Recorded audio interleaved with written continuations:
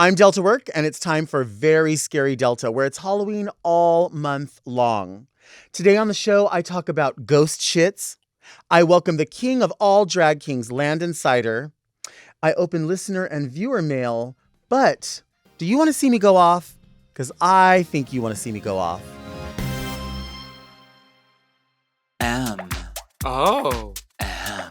Mom! Do you love black cats like me? Do you write spells in your diary like me? Do you go to the dark side like me? Do you wear Poison by Christian Dior only during Halloween like me? Are you a grave robber like me? Are you the keymaster like me? Well, if you are, then you must be Very Scary Delta.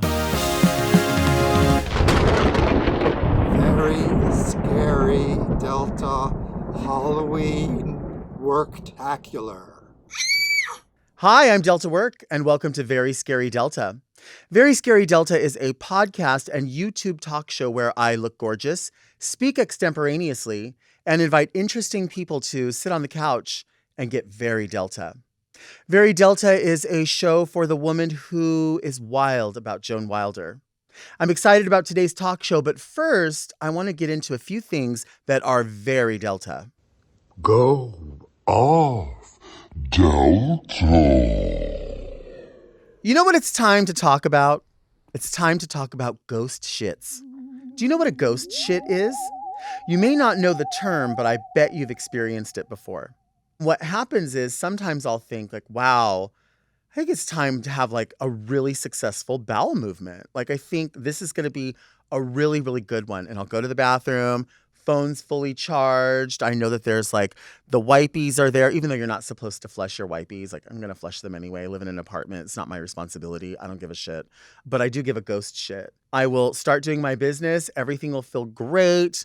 I'll feel like, wow, I'm so accomplished. Like this is really when my system is at its best. Like whatever I've eaten in the past day, which, could be anything from a yogurt to then later Taco Bell, whatever it is, I feel like I found it. I found like exactly what it is that my system agrees with because, I've been treating my body horribly for 46 years. And I think what happens is like, I'm built like with steel inside. It's somehow sort of turned itself, kind of like when something starts rusting over and it just gets kind of ugly, but then really delicious water will come out of it. Like a gross hose, like you drink out of a gross hose when you're a kid and you're like, ooh, this looks ugly, but the water tastes so cold and so clean. I feel like that's what's happened to my inside. So I finish up and I go to flush the toilet and there's nothing in the toilet. And I'm confused because I wonder if, here was where my question is. Initially, I think this was so successful that this bowel movement glides out of my body into the water, goes into that like hole that sucks away the waste, right? And it just slid right through. Like maybe there was so much energy and power in my body that it did that. It's not that it's not there. It's that it was there, but it escaped. Like it worked in conjunction. It was like symbiotic. Like it like went like that. Do you see it? Like all in one. But then I realized, well, wait a minute.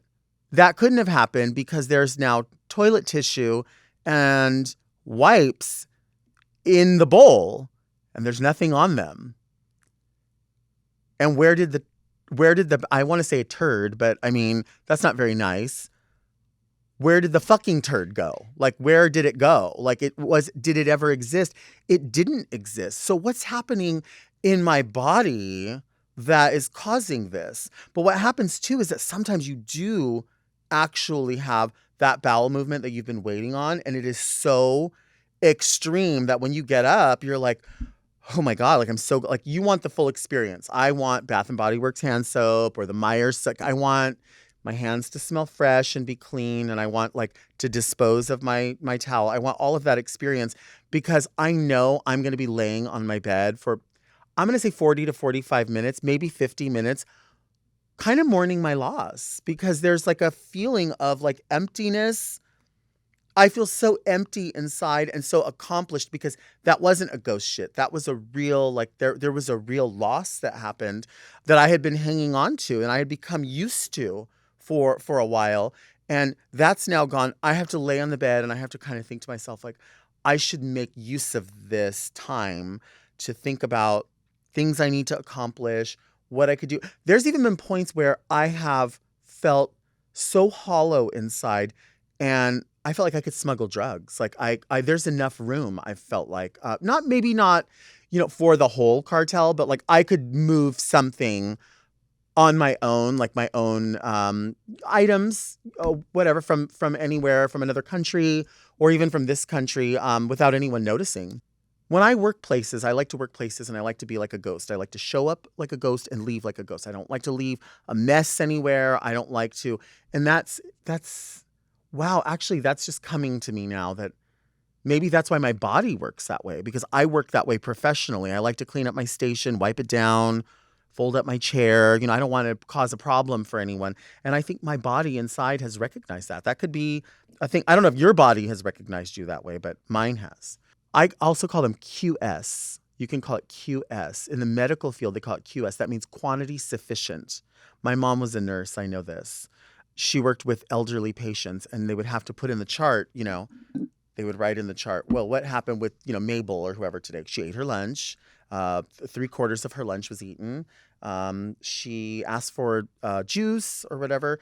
Bowel movements, QS, quantity sufficient, meaning, maybe it wasn't like a full on, she didn't fully make mess, but there was enough to know that whatever she had eaten the previous day or earlier that day was digesting. And so there wasn't an obstruction or anything like that.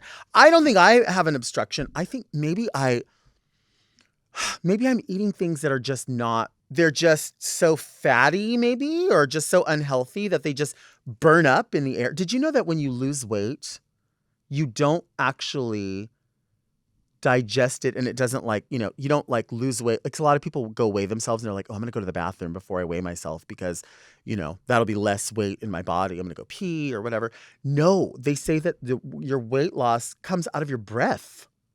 This is real. This is a thing. I'm not a scientist, not anymore, but I know things. And they say that's the way it happens. And honestly, I would rather have a ghost shit than the ghost shit come out the other way, which would be like a ghost burp. I know I'm not a scientist, but I think there's something behind this. I think that there's something to what it is that you're consuming and why it looks like maybe you're consuming more, but less comes out because it's being utilized in a way, or it's being broken down and it seemed like kind of like when you eat a marshmallow and then you chew it and it's like there's nothing there. So maybe some of this food is the same way or maybe anyway, I could talk about this forever. I'm not going to, just because, I don't want to make a big shit about it. But anyway, coming up, Landon Cider is here. I'm so excited. My very, very good friend, Landon Cider, is going to be on the couch talking about all of it and plus Read Me Delta. So we're excited about that as well. Do you want to see me take a break? Because I think you want to see me take a break.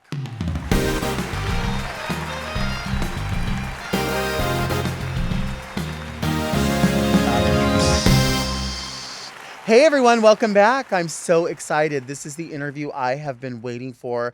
My very good friend, a legend in the community of impersonation, drag, art, high art, dancing, high quality romancing, all of it.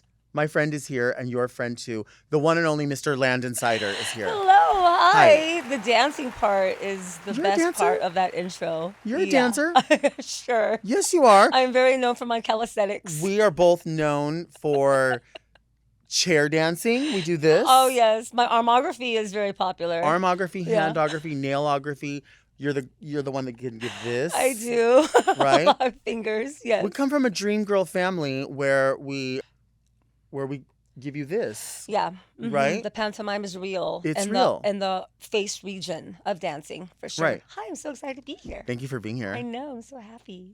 Landon and I have been doing drag forever together, but there's things that we've done together that I can't say that I've necessarily done with other people. Landon and I used to drive together very frequently to San Diego. And if anybody knows, the drive to San Diego from LA County, or we're both kind of in the Long Beach area, is entirely different than any other drive.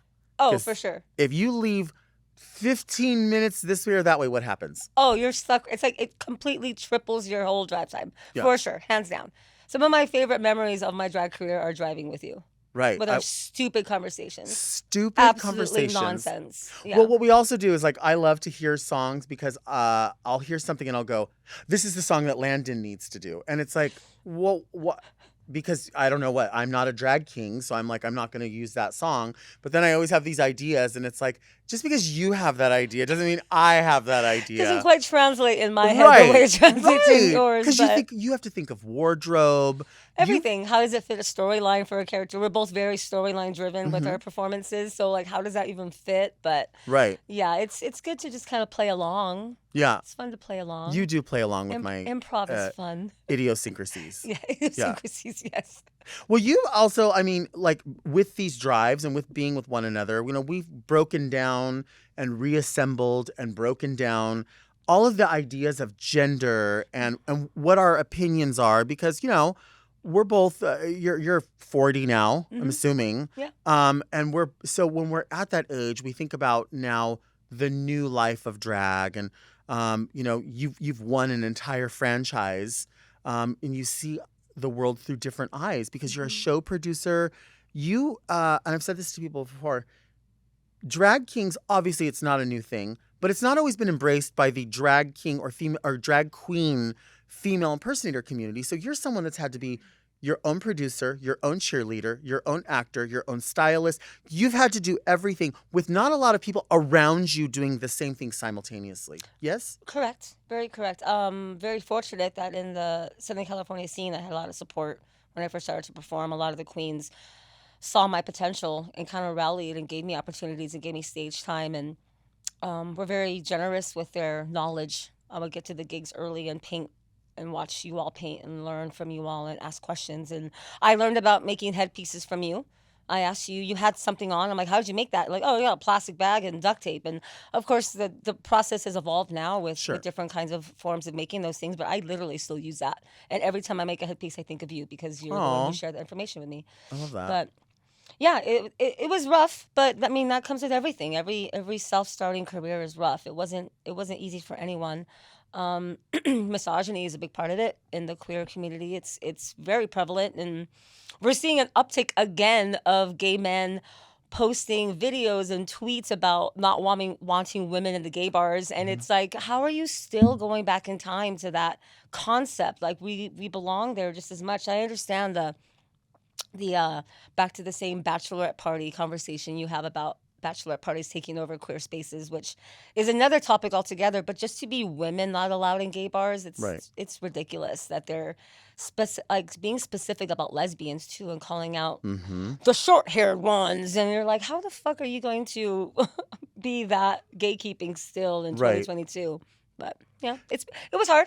Yeah. But again, I had a very supportive community around me that enjoyed watching me blossom. Well, and being able to blossom alongside. I mean, I can remember this is kind of a funny story that I don't think I've ever really told, but I remember when I would sometimes obviously I'll have things made for me, most of my stuff, but then sometimes I'll buy stuff. And I remember being in the dressing room one time and I was like, Landon, what is wrong with this dress? Like, how is a woman supposed to wear this dress? Look at me. And like it was open like this, and you were like, well, it's not going to fit you, right? Because it's the way that you're projecting your bust. Mm-hmm. And I was like, what do you mean? Like, my bust is like anybody else's bust. Like, it's bigger, but I mean, it fits in the dress. And it took you in drag as a drag king, but still with the knowledge of having real breasts. Big breasts. Saying, very big breasts, yeah. Saying, actually, the way that you're creating it is not the way the dress is designed for. It's designed for a teardrop-shaped breast, a pendulous breast that somebody would have. You're pushing everything up. Right. And I remember that moment thinking like, well, I thought I knew it all because all you have to do is just mimic. Right, yeah. But you don't know it all. Right, yeah. You're a big-breasted woman's breasts aren't going to be the nipples at where the armpit is. Exactly. They're going to be much lower than that. Yeah, gravity. But there is a bit of privilege in my thought of that, thinking like, I know what it's, all you have to do is this. Yeah. But it took me like going to someone who identifies as a woman and saying, let me just show you why. And this will Mhm. help you. And it did help me. It made me realize all these things are going to have to be altered. You're not going to find one off the bat that's going to work. Right. That's how we blossom together, I feel like. Yeah. I blossomed. Yes. You, My embryonic. my embryonic blossom. We had Tony Medina on the show a while back, and we were talking about code switching. Oh, I knew we were going to talk about that today. I knew it. I do like we are totally going to talk about drive-thrus. We have to because know. I never knew that I was code switching until Landon pointed out. And I didn't know. I don't even think we used that term then. No. He was just like, you know, you have your drive-through voice. Uh-huh. And I was like, what are you talking about? Yeah. And you pointed it out. Yeah, we would be because we would always stop for food, either on the way to the gig, after the gig, sometimes both, sometimes an extra one just for fun because we both love food. and Delta always drove.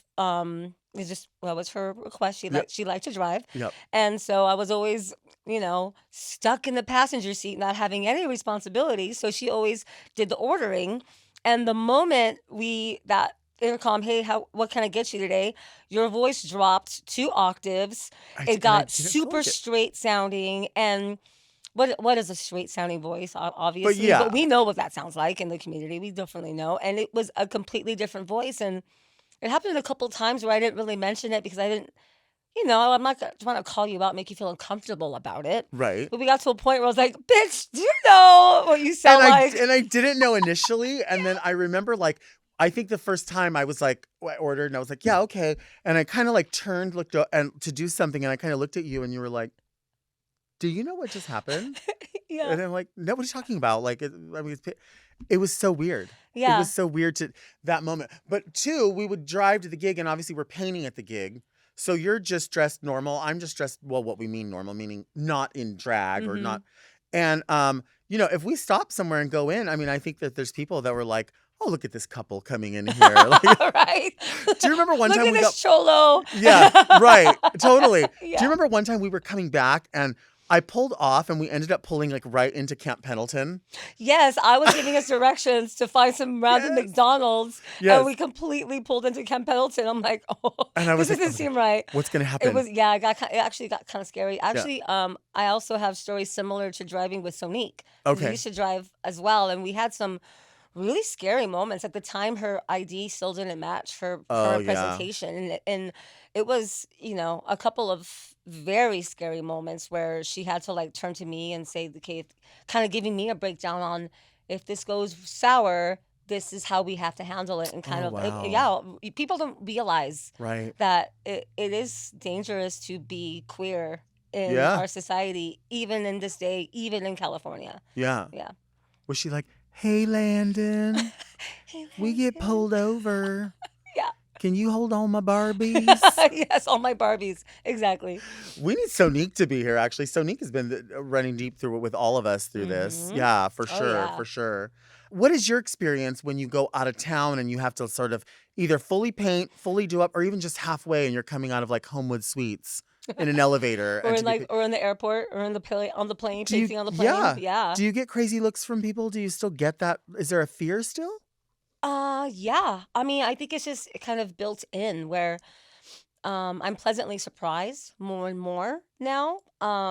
Most of the gigs that I go to, they put me at decent, nice hotels and things, and you're in the elevator and you never know who's going to step on or step off. But most of the time, if I don't have too much negativity, it's usually the stares and the whispers, but nothing, knock on wood. Where's the wood? Nothing negative to extreme of physical violence or even threat of it has occurred to me, but it's still very nerve-wracking. You don't know what you're going to do, or where you're going to be, and who's going to help you, who's going to really have your back, who's an ally in the situation. You can look around and you don't know until it gets to that point where you have to find out. You do. And I remember this, a storyline, and I'm sure it's happened many times, which I hate to say that, but I do remember an instance where you and your beautiful wife, Gabby, were not in drag, which, by the way, it's Halloween season, as we know. It's Halloween all month long. Landon and Landon's beautiful wife, Gabby, also love Halloween. Yes. And we've got to find some pictures. They spare no time and no expense when it People. comes to fucking Halloween. They, Yeah. a couple of years, one Halloween across the board with the wrestlers. Yeah. I mean, people were looking and were like, who is that? I was Hulk Hogan and she was Ultimate Warrior. Right. It was insane. Epic. Like, I literally airbrushed both of her bodysuits. She Yeah. had Adam McGee make her costume for Yep. her. I had already had mine because I had made it for a performance. But yeah, it was insane. And she's not a person who likes to perform. She doesn't like the Right. spotlight.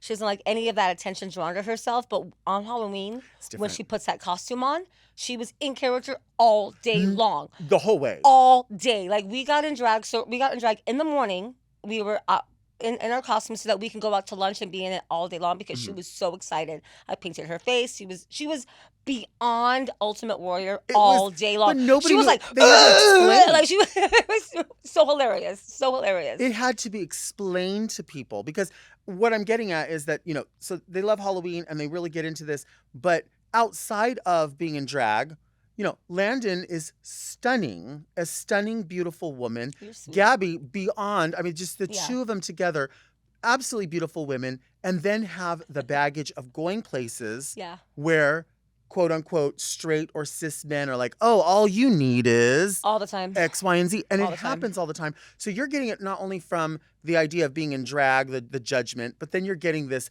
I can fix you. I know what you need. Hey, girls, Yep. come over here.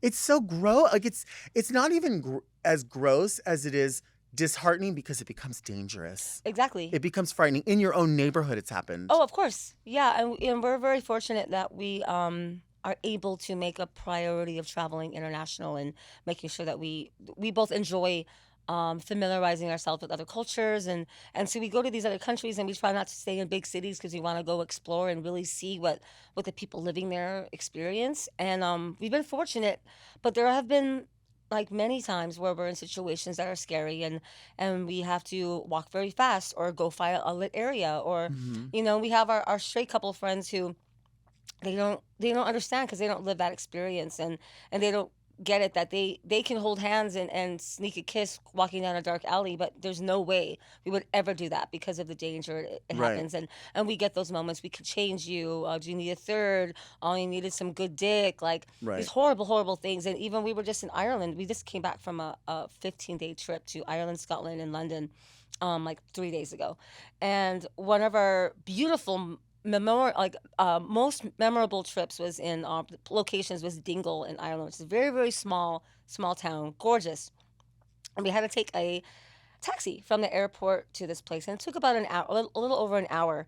And our driver was an older Irishman, and super sweet. He wasn't scary at all, but you still don't know. Right. And we were maybe 45 minutes into a drive, nowhere. We were in the middle of nowhere. And he says, oh, you're going to go find some good lads while you're here? And we were like, no, we're not interested in lads. And he said it like 4 or 5 times, trying to convince us that maybe it's a good idea if we find some good lads. And we kept saying, no, we're not interested. But he kept pushing it. So finally, my wife was like, we left our husbands at home. And so he dropped it. He's like, oh, okay. And he dropped it. But we have to like come up with these stories or lie, full on just For lie, safety. just to get out of these situations where we can't just be ourselves and for safety. Yeah. And it happens a lot, and it happens down the street, and we can't just, even in Long Beach where we live in the neighborhood. Literally. In the neighborhood. We have 4 blocks within 4 gay bars within a 3-block radius of us, and we still have to be careful. It's Yeah. just living our lives. Yeah. Mm-hmm. You better be careful when you trick or treat this year. Oh, I will try my best. You better. Let's take a break. We'll be right back.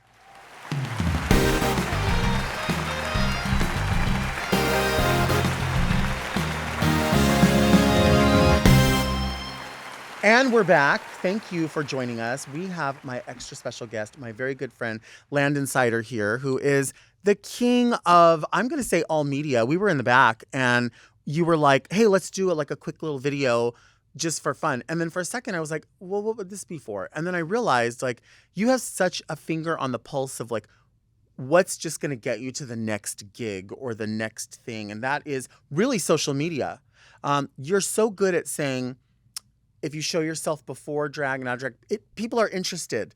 They want to come Yeah. along for the ride. There's something about transformation, like videos and stuff or TikToks and reels that really entice people in because they have no idea what you're gonna bring next, so they kind of are waiting. Like you're baiting them with what Right. you're gonna do. And I don't have a huge following on my reels or TikToks yet, but I'm very fortunate where I've gotten some gigs Sure. from my social media platform, and so I kind of know now I have to. That's my third job now.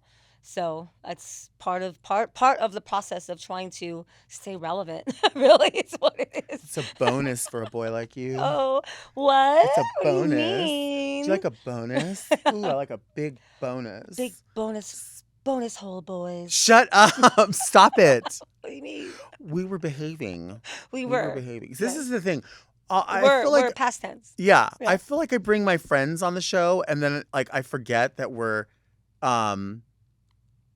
making a show, Yeah. right? We can't be inappropriate. We can't be inappropriate because I mean obviously, we make off-color jokes that we probably shouldn't even be making anyway, but we make them because we know that other people are saying these things about us or Right. whatever. So, we wouldn't want them to see the light of day because we don't want other people to feel gross because we know what it feels like to feel like shit, you know? Yes. But I also really, really love that you bait people to say what you really want to say, but you wouldn't ever got caught saying it. Right. So you bait everyone else to say them for you. And then when we do, you go, Landon, that's know. Well, inappropriate. you know what? But you literally were making me say it. You know what? Yeah. I like to bro bait. Mm-hmm. That's you right, sure buddy. do. I like to bro bait.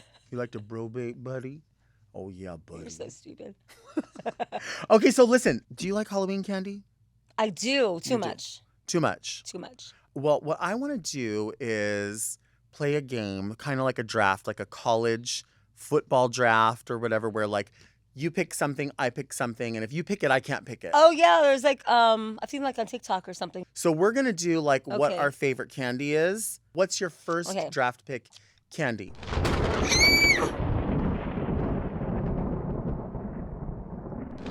For trick or treating, yeah, I'm gonna go with fun size Snickers. I think the fun size Snickers is the ratio of chocolate to You took nougat mine. and peanut butter. I think that particular, I like a Snickers, but the fun size Snickers, that's Yeah. the ratio is proper. All I right. think. I mean, yeah, that's definitely. Not only is it a favorite, I think it's like popularity wise, that's Yeah. probably what everyone would go to. I'm gonna go first draft pick is going to be a Reese's peanut butter cup. Of the cups, yeah, The cup. that's a good one. There's The plenty act- right like here. that. Yeah, I was eyeballing those. And I need actually. that size. Although my favorite thing to get, you don't get them at Trick or Treat, but you have to go buy them, is like the pumpkin that's a Reese's The shapes, or the the Christmas tree. Christmas trees. There's so much peanut butter. There's something about There's the so much shapes. more. Yes. Yeah.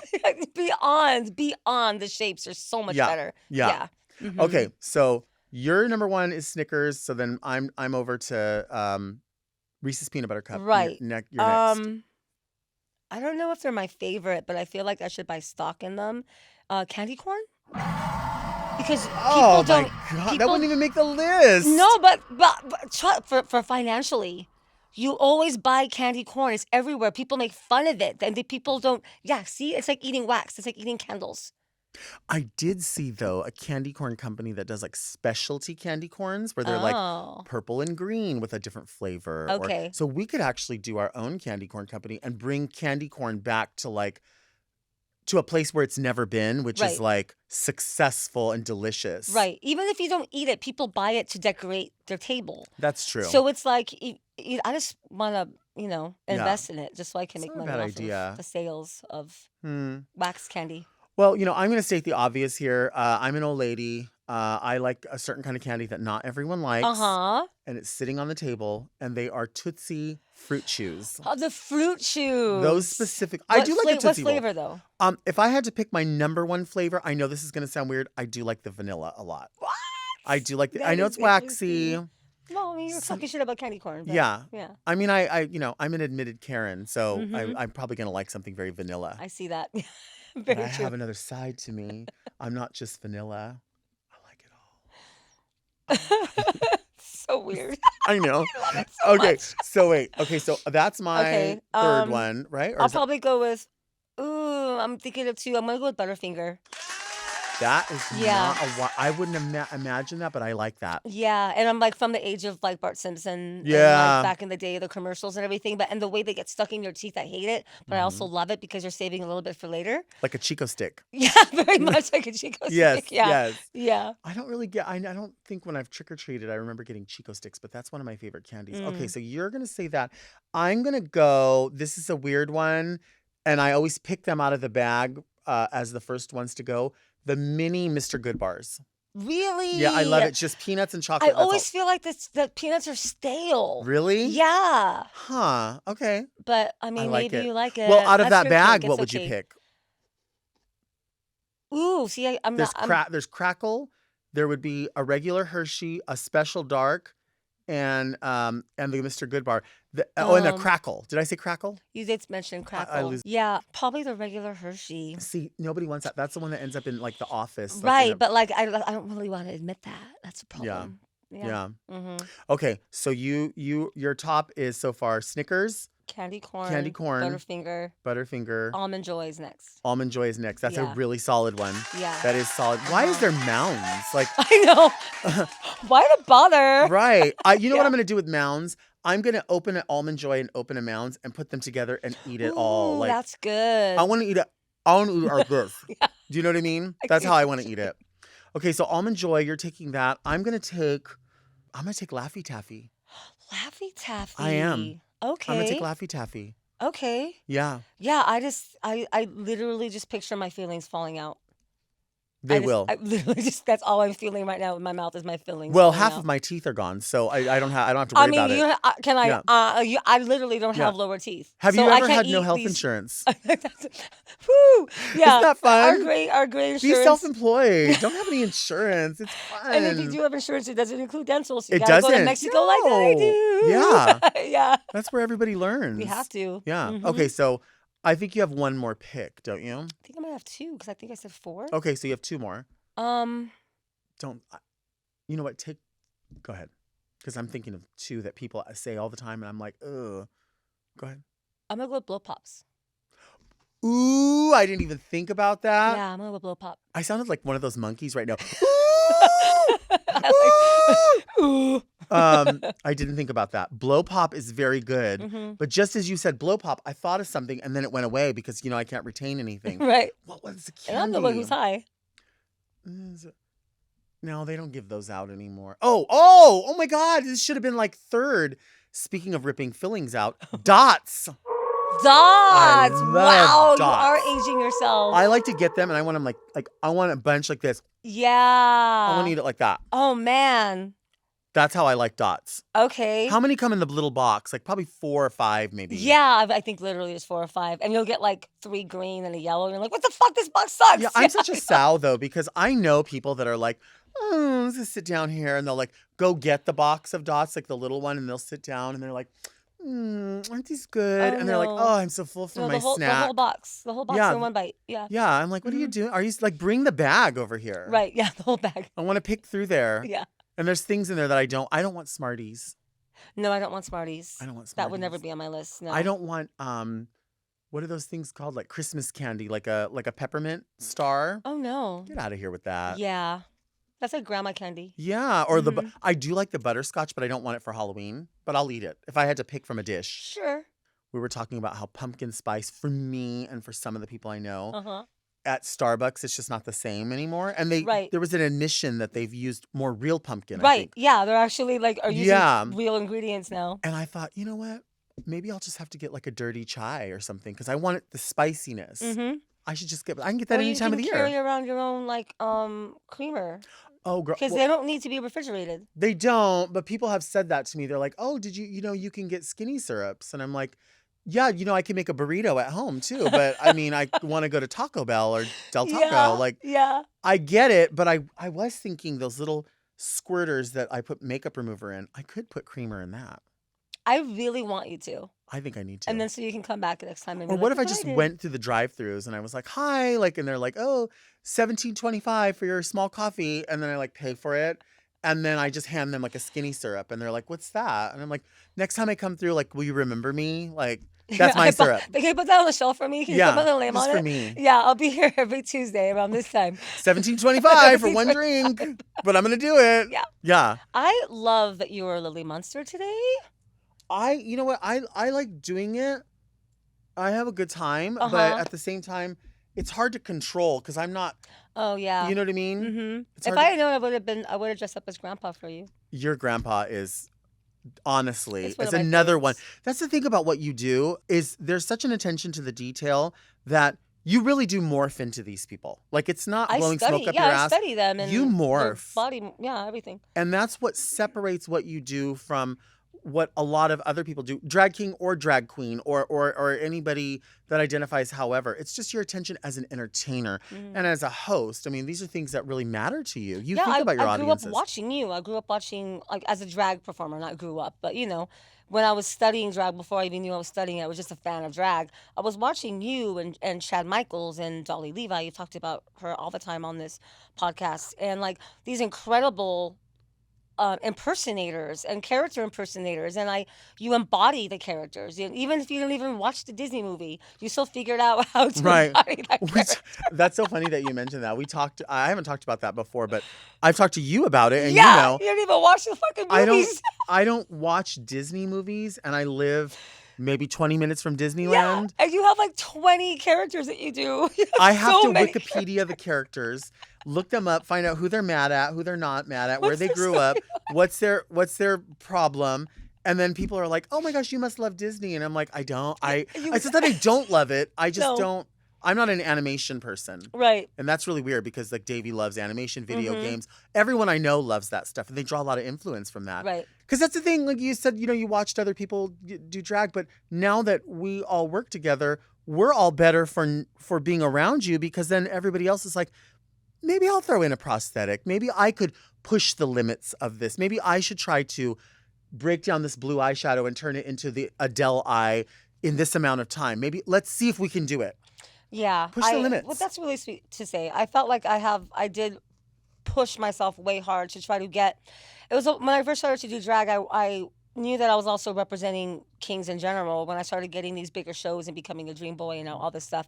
And I didn't want to only do the same two similar numbers, and not just similar in style but in looks completely. I wanted to show that kings can do full prosthetic and go do a horror number, or a full prosthetic and do a high camp comedy number, or a dramatics park and bark number. Like I do a little bit of everything because I wanted to be a dream girl. I wanted to be a dream boy, and I knew that to be a dream boy or a dream girl cast member, you had to be top level tier in every possible type of drag. Right. You had to be diverse and have a very large repertoire of variety of kinds of things because of all the theme shows that you do. Right. And I knew I needed to do it. And so I kept pushing myself to do all these different things so that I can show in one show.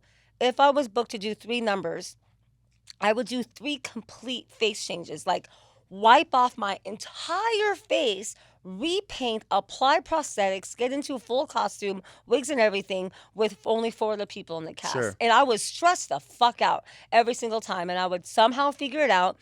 And now I have to keep doing it. Right, you have to. I did it 'cause to you set the myself. standard. I did it to myself, and my skin is aging, and it doesn't like to take.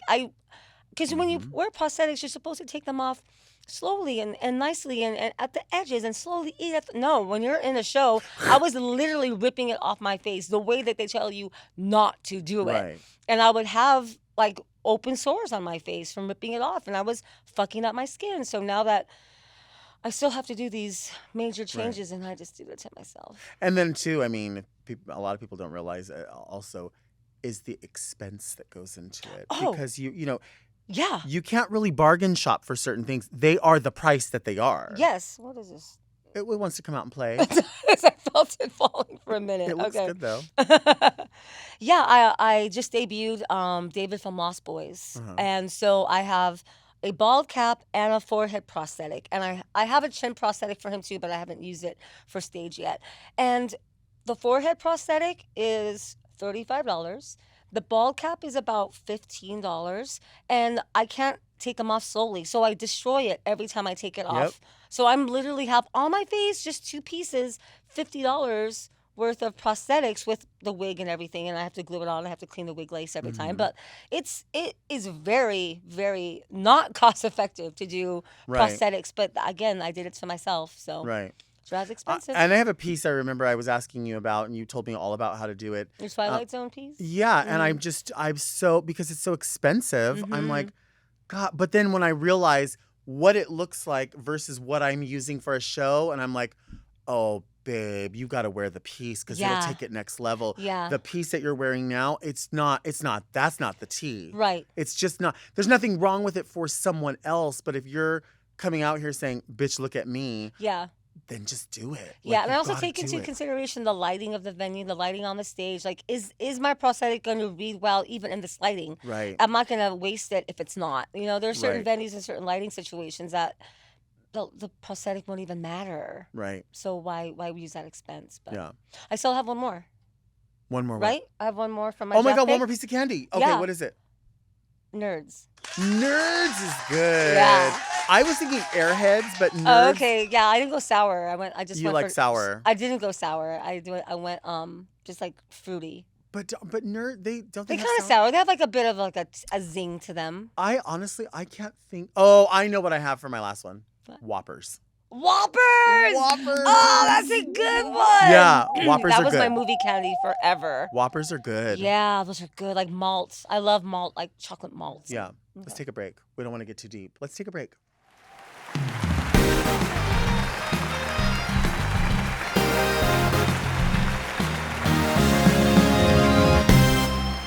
Well, we are back. We are back with my extra special guest, Landon Cider. And we're talking about candy. We're talking about being bros, bros before hoes, dream boys, dream girls.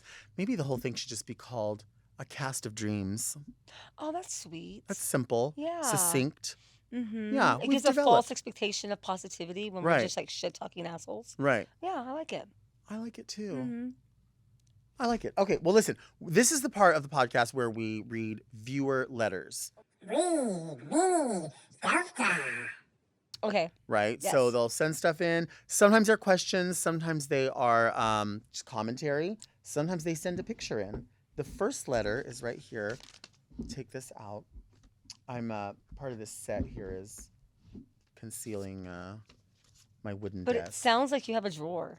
Well, Like it's an actual desk. it is an actual So that is desk. already leaps and bounds above some sets. And also, too, I keep forgetting my letter opener, but I Is that the remembered big it. D one? This one's the big D one. Yeah? Yeah. Dear Delta and Landon, your talk show is a gift to the world. I was so excited to not only see you on YouTube on your own talk show through the geniuses at Mom, but you talk about perfumes. I'm a gal that mainly wears essential oils and makes her own custom fragrances. I'll often make mixes with lemongrass and ylang ylang or lavender and eucalyptus. I've tried perfumes like Clinique Happy for women, Calvin Klein Euphoria for women, and Yves Saint Laurent men's colognes.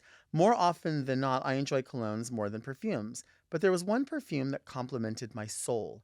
Unfortunately, the ill-guided marketers at Armani discontinued Armani Mania. I've only been able to find it on eBay for the cost of my kidney, but I like keeping my kidneys as a pair. Yeah. How do I go about finding a scent that is completely unavailable and comparable to Mania? What options do I have available? Odorously yours, Magdalena. Odorously. I like that. I do too. Well, you know what, Magdalena? I'm not familiar with that specific fragrance. I only know a couple of Armani fragrances. So I don't know what the profile is of that or how to compare it to another fragrance. But I will tell you, if you do a Google search for dupes, that is the first way to find out something that you can buy ready to go. But if you want something that is almost the exact formulation to any fragrance, there is a website you can find. I wish I could give you that information now. I could probably have it added somewhere because I found it. I've never used it, but I've seen their price points. They have a library of almost every fragrance ever made, and they will recreate it for you. Wow. You don't have to send them the scent profile. They just know. And they offer, and it's like a mom and pop kind of place. Uh-huh. They offer you that if you don't like it, you can send it back for a full refund. Wow. If it doesn't smell the way you thought it would. I would look into them. I've been wanting to look into them because there's a fragrance I used to wear all the time called Chemistry by Clinique, and it was a male profile as they marketed. It was very lavender, and it's my favorite thing. The closest thing I can find is called Pure Lavender by Porsche, and I found that at Ross. Now I can't find it because everybody got into it, I think. Mm-hmm. But you can still find it like on eBay and stuff. But I know what you're talking about because the Calvin Klein chemistry, Clinique chemistry, when I looked it up on eBay, I thought, oh, I'll just get a bottle there. It's probably like $100. Whatever, it's a lot. No, people are selling like half-used bottles or this much in there for like $600-$700. What? Because people have the nostalgia of, I now have the bottle. guess, I'm not going yeah. to do it. No. No, that's ridiculous. But what about, do you have a fragrance that you like to wear in or out of being done up? I have always played with more like androgynous colognes. In my lesbian years. I've gone through all of the popular ones, like Cool Water for a minute when that was really popular. Right now, both my wife and I enjoy a few Joe Malone scents. Oh, those are so good. They're so well done. I really like clean scents. I like clean. I don't like too floral. I really just like clean. Like when you get that, oh, you smell like you're fresh. You just got out of the shower. It's quite a compliment. Right. I really like the smell of clean. My nostalgic smell of childhood is Irish Spring because all of my Mexican cousins, they all and it like lasted long. I don't know if they I think they washed their hair and everything with it because it was that's the whole family smell like Irish Spring to me. So whenever I smell it, it's very nostalgic. Yeah, Joe Malone is pretty much the scents that we go with, that I find myself wearing most recently. In drag, I don't spend any money on I literally wear a particular accent that no one knows is Axe. Okay. Which is why I wear it, because people compliment me on it all the time. And the few that I say it's Axe, they're like, what? Maybe it's my body chemistry, the way it mixes with that scent. I think so. It doesn't smell like it, but I go by it, and I learned from you. I spray my hands. Oh, I love that. I don't spray my body. I just spray my hands and I spray my dick. Yeah. Because people are so weird, and they always put their heads near my dick. Right. I'm like, why are you doing that? I've rested my head on your dick before. Yes, you have. But you're more motherly in that way. It's like a mom's dick. You know what I mean? And I love that. Press on my dick. Yeah. Let's do another letter. Yes, please. Let me see. Oh, wait. Ooh, spooky. Wow. Very Delta. That is. It's for the person who loves sound effects. Very Delta is for the person that loves smoke up their ass. But you can't smoke a cigarette. No. Not inside. Mm-mm. Do you remember going to a smoking section? Yes, I remember asking not for the smoking section. Do you remember when you worked at Marie Callender's and did you have to ask people for a smoking? No, luckily that was when I worked there, where she used to literally come in when I was working because he loved our salad bar, because we know that Delta loves a salad bar. That's my favorite thing on the planet. Okay, this is what's happening. This is the next letter. And there's a gift card inside of it. Ooh, how from exciting. Barnes & Noble. Wow. Does Barnes & Noble even exist? I think this might be part of the fun. Okay. Hi, Delta. Do you want to see me go off? I'm an avid Dunkin' Donuts fan. It all started in the fall of 2021 when they had their apple cranberry refresher. I had never had Dunkin' before other than a random donut here and there, but this drink changed it all for me. I was obsessed. I would go through the drive-thru multiple times a week to the point that I was instantly recognized as they would make the drink for me without even having to ask. Sadly, it was only served in December, so I stopped going as frequently. By the way, Arby's used to do, like 3 years ago, they would do a creme brulee shake for December through January, and they just did it like 2 years, I think. Oh. And I always think creme brulee stuff. What did I say? Creme brulee? I always think creme brulee. I like creme brulee is going to just taste like vanilla. This was different. It was next level. So you would have loved this, by the way, Avery. You went back again in the summer because it was easy and fast, but it's all new management. Either something's always out of stock or my order's messed up, or they say they have one thing when it's time to give it to me in my order, they tell me they're out. I always get a refresher, specifically the peach passion fruit, but it literally tastes different every time I go. Should I find a new place to get my daily pick-me-up or just try a new Dunkin' to see if it's better? I'm from South Jersey, so my choices are limited. Help me, Delta. I need the wisdom of someone who's experienced with disappointing drive-thrus, but still overcomes. Love you, Delta, from Avery. Here's what you have to do, Avery, because I believe that this is an individual location problem. Mm-hmm. This is what happens is this is not the fault of an employee. I always think when I go to a drive-through and there's a problem, I know it's not the employee. I know it's the directive that they are getting or are not getting from their manager. Their manager is expecting them to do 2 and 3 things at a time, and they're worried about the drive time, how long it's going to take for somebody to get through before that alarm starts going off. This problem always lies with the management, and then the way the management is being treated by corporate as well, because the issue is just get customers in and out, get them in and out, get them in and out. Try another Dunkin' because you like the product, you're just not liking the service. So try another one, see if that's the issue. I personally have enjoyed the products that I get from Starbucks. I like them very much. I've of late been questioning their the ethics of their company with regards to allowing people to unionize and allowing people who've worked there a very long time to just leave out of nowhere and not go running after them. That's questionable to me, especially when people are like, I'm going to make this my career. Yeah. And you're not allowed to do that. So I don't know if that's what's happening at these Dunkins you're going to, but start, I think, with maybe trying another location. I agree. That's a good suggestion. I also suggest looking up the recipe of the drinks that you like and learning how many pumps of what flavor and what is this, and learning how to order your drink specific so that they're not only going 3 pumps because I think it's supposed to be 3 pumps or I forgot or whatever. Sure. And so it's going to taste different because you're adding 3 pumps of the peach and only 1 of the passion or whatever the combination's supposed to be. Right. So learn what you like. Like try a couple different ways, because that's how I learned with Starbucks. But then I now apply to other coffee shops because I do try to, of course, try to support mom and pop more than anything. Absolutely. But then you start to learn and ask, like, what flavors syrups do you have? Okay, well, can I get 2 pumps of that? Or I know what I like. Like if I get 3 espresso shots or 4 espresso shots, I want 4 pumps of whatever flavor. Like I know my balance is a certain thing. So learn your recipe. I remember when I first started working in Palm Springs, there was this older lady that always sat at the bar, and she had like some really good looking gays around her. And she always had her drink, like she was always holding it this way. Of course. And she would just twirl it around like this. Yeah, that's eleganza. And I remember talking to her, I said, "What is it that you drink?" And she said, "I drink a beautiful." And I was like, "What's a beautiful?" She said, "It's half Grand Marnier, half Courvoisier." Oh. And I thought, fuck, that's rich as fuck. Yeah. And then I remember I thought I was going to be fancy, and I went somewhere and I was like, "Oh, I'll just have a beautiful." And they were like, "What is that?" Yeah. I think it's what she called it. But maybe to another bartender, it's like, you don't have to get so fancy. Just tell me what you want me to put in it. I'll put it in there. Yeah. I'm not going to be impressed or unimpressed by you. Right. It's kind of like ordering a Cuba Libre when it's just rum and Coke with a lime wedge. Right. Yeah, I'm going to be fancy. Yeah. Where are you? Yeah. Maybe if I'm on vacation, I need to say it that way. Yeah. I don't know. You know what I noticed too is that you talked about Irish Spring, and then you talked about one of your favorite beers is Irish, and then you were just in Ireland.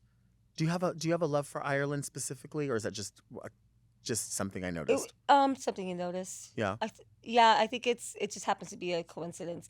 Ireland has been on the top of our bucket list for many years, so we know we wanted to make sure we go to it. But I think that's just. You guys always make the time, the two of you, though. You always in all the work that you both do. Gabby has her own business. You have your literal own business. And you're also a popular personality. Gabby's a popular personality, but you always make the time. And as long as I've known you, I've always known it's a focus that you've done where you've said, yes, I have to make sure my bills are paid. Yes, but I have to make sure that this is nurtured, that our life together is nurtured. Of course, we have a date day every week as often as we can. Sometimes we do have to skip it here and there. We have opposite schedules. She goes to sleep at like by 8:39. I'm like barely starting my paint at 8:39 at the venue. Yeah, we met before Landon existed. Right. So she didn't sign up for this life of mine. I was a bartender server. I was literally about to fight cancer right before I met her. So this is nowhere near the life that she thought she was going to have with me. So the fact that I'm going on tour for 11 days starting the end of this week, all these things that I'm gone, and I'm not sleeping with her every night, like in the same bed, because she's asleep and I'm home by 2 or 3, and it's a lot of she's making a lot of compromises for me. People will often, like on social media or in meet and greets and stuff, like, your wife is so lucky, and I know they mean that as a compliment because they're trying to compliment me that she's lucky to have me, but I never nurture that compliment. I always stop it and like, no, I'm lucky to have her, because what she has to put up with to deal with me, I am the most fortunate one. Well, and honestly, you're both extremely complex people. Really, you Oh, are. yeah. Mhm. I remember, 100 years ago, first meeting Gabby and telling people, "Oh, isn't Gabby like the sweetest person?" And I would always say that to you, and you're like, "You'll She's a fiery Latina. you'll learn Woo! to understand I Gabby." love her for it. And I but did, yes, and I very did. fiery. And this is the thing: she is a very sweet person, but she is also very fiery. Nobody walks on her. Nope. Nobody walks on She's you. a badass bitch. But that's the thing, is like, the reason people don't know that is because they're not going to find that out unless they try you. Right. Yeah. And so they shouldn't have to know that. Right. But I think that's true about a lot of our friends. Is like, Mhm. we don't want to be tried, and we're not trying to be like, "Oh, I'm so bad, I'll beat your ass." Like, no one's saying that. No, not at all. But I will. Right. I will, and you will Completely. too. Yeah. And that's just the way it is. But Yeah. but yeah, you are both really complex people. But that's why you match so well. That is, we compliment each other. Yeah, and she calls me out on my bullshit. As my number one fan, she like is the first person to be like, maybe you shouldn't do that again. That was kind of weird or awkward. Like, I have in my corner, I think a big part of my success is that I've had in my corner people that tell me the truth. Yeah. They don't just blow smoke up my ass. And that's, people ask me all the time, what are some advice to when you king or queen or drag entertainer in general enter anything? Like, surround yourself with people who are going to tell you the truth and you're not good. Right. Because people who only get smoked, blown up their ass all the time are in this delusional world of them never failing and always being amazing. And you can see it on stage and they don't go anywhere because they plateau so soon. So true. And you need to have people telling you the truth, the Yeah. honest truth. That's going to hurt my feelings. It might make me cry. I might be embarrassed, but I need to hear it because I need Yeah. to grow from that.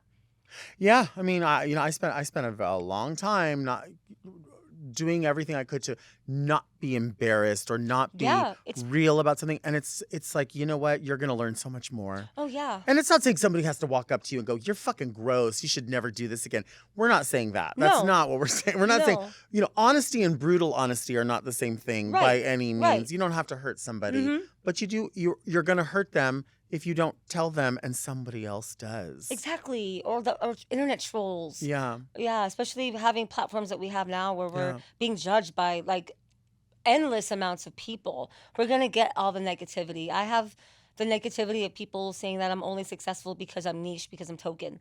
And that's something that puts a bug up my ass to, I have that extra level of stress now where I have that on my shoulders where I have Right. to be flawless every single time. Or else if I'm not one time, I'm going to give more material for the trolls to say, "Oh, well, you're only, see, I told you Landon's not talented Right. because look, he's just niche or whatever. He's just a token, and all that." So I feel like I have that extra. So when I don't do well, or if I'm caught up in my insecurities, especially now with all my, like, example, my COVID weight gain, I'm at my drag has never seen me at this size. I've always been smaller and been able to maintain my weight.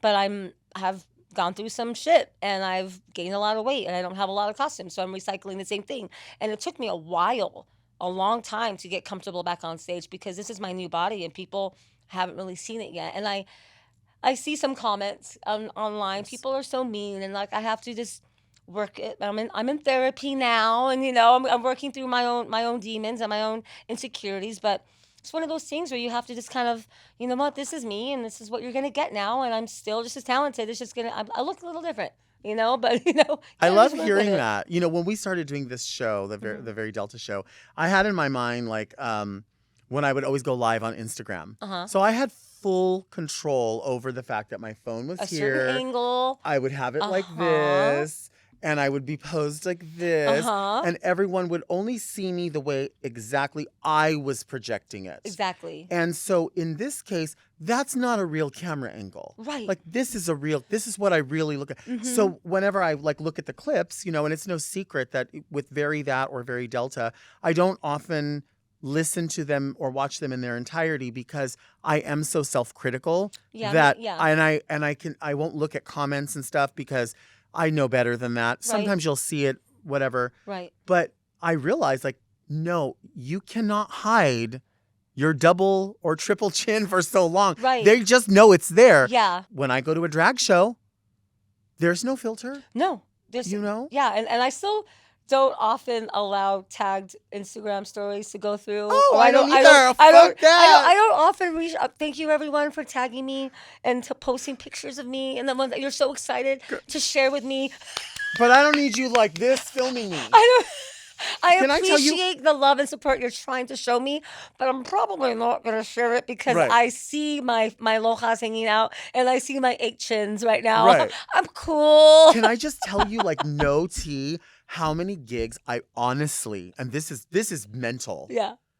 how many gigs I will turn down at really good booking fees Uh-huh. because I know that the show is going to take place on a go-go box. And I know that the audience is going to be looking at me like this the I whole time. know. I'll say no. Yeah. And this sounds really fucked up, but this is the God honest truth. Mm-hmm. These will be gigs for a few $1,000s. These will be gigs that they're like, oh no, we'll fly you out here, like first class. And I'm Yeah. like, I'll take a look at the venue and I'm like, no. Yeah. I would rather just comb more wigs and sell wigs for Yeah. a few $100s than, because I just don't want to be seen that way. I don't Mhm. want people looking up like going, well, we went to go see her, but all we saw was fat ankles and necks. Like, Right. oh, well, why do I want to be presented that way anyway? Yeah. Yeah. I'm nuts. I know. I've but turned whatever. down I've turned down a couple of gigs when I was first coming back after COVID because I felt so insecure about my Yes. body and what people were going to think and say, and even Fuck even that. TV appearance gigs where I was going to get paid very well, and I was like, I can't do that right now, and I got to a point where obviously I haven't lost the weight yet, and all these other situations going on in my life, but at the same time, I get opportunities like for Call Me Mother. I'm now a permanent judge for season 2. We haven't and I even talked about I know, that. that's what I'm trying to segue back into promoting my gigs. Tell us. We haven't even talked about it. We're like going over time now. I mean, I know, but not everybody knows. I know. But like, it's something different about. It took me a minute. I had to get out of my head because I was still in that place of like, people are gonna see me like 50 pounds heavier than what they saw me on Dragula, because I was Right. competing out probably the most healthy and body size and the way I felt at the time. I was the most confident I could be in that moment, and that was even smaller than I was kind of in general on stage. But at this point, people are gonna now see me a lot heavier than I was, and I was in my head a lot about that. Sure. And one thing that really took me out of giving in to saying no, which I was actually close to saying no, was that I'm a judge.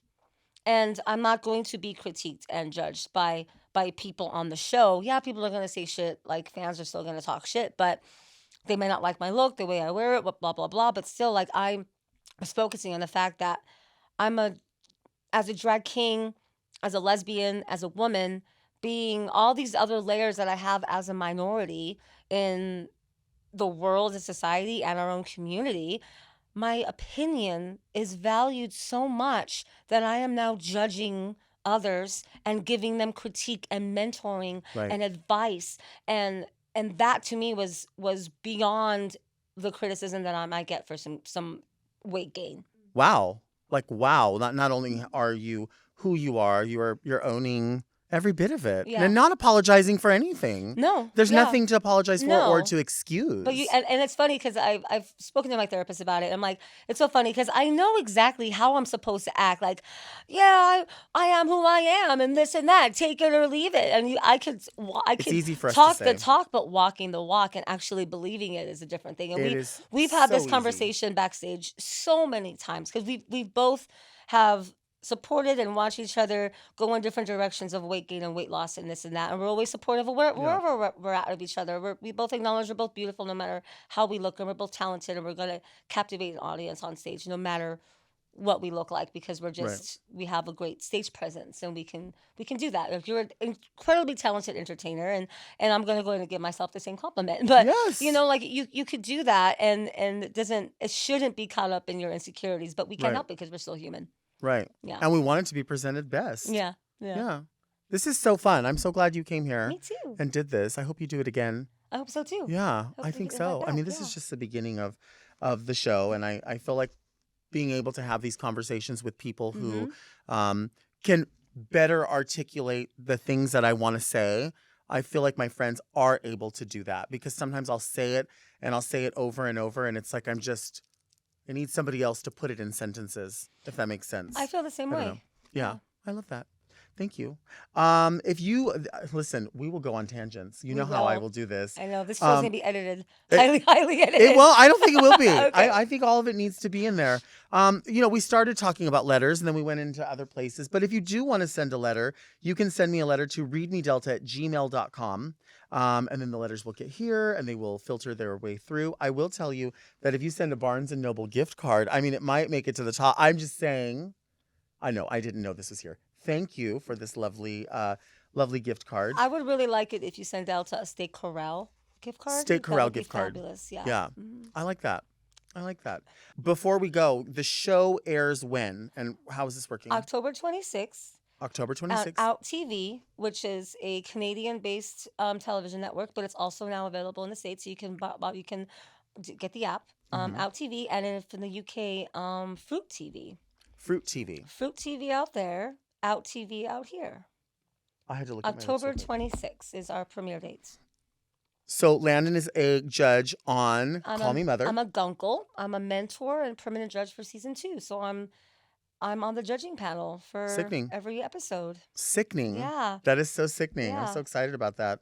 Where can people find you on social media? What are your outlets? Landon Cider on everything. That's Landon. Cider like apple cider on TikTok, Instagram. I am still on Facebook because I am in my 40s. I am on Twitter, even though I very, very rarely use it. I don't really tweet that much. I forget about it actually. Mhm. But I'm also on Cameo for all of your Yes. gift video needs, and Venmo and PayPal if you want to send me a tip. Thank you all for listening to Very Delta, and a special hello to everyone watching the talk show on YouTube. Our podcast comes out every Monday right here on the Very That podcast feed and on the Mom Podcast YouTube channel. Also, you know what's Very Delta? Subscribing to Mom Podcast so you don't miss an episode. Send all of your questions about sunships, sunstrokes, Sundays, scrunch boots, any of those questions to readmedelta@gmail.com. You can follow me on Instagram. That's the only place you're going to be able to find me. I am on TikTok, but I don't really interact on there. And join me next week right here. And until then, make sure you keep things very scary, Delta.